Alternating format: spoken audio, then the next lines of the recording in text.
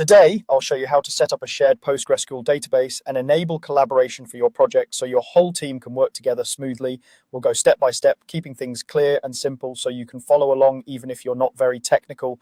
First, start by opening your project manager. This is usually represented by a small house icon. Go ahead and click that house icon to open the project manager window. This is where you manage your projects and also where we'll create a new database that everyone on your team can use. Once the project manager is open, look for the gear icon. This gear usually represents settings or configuration options. Click on the gear icon and in the menu that appears, select New Database.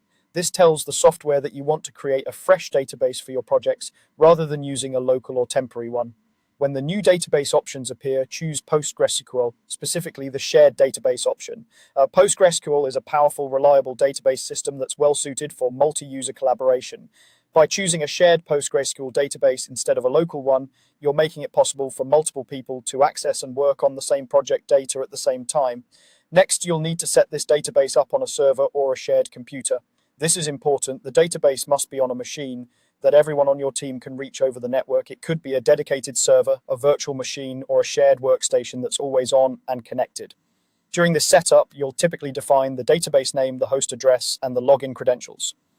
Make sure this machine has stable network access and that any required ports or firewall rules are properly configured so your teammates can connect without issues. Once the database is running on that shared server or computer, the next step is to connect all team members to the same database.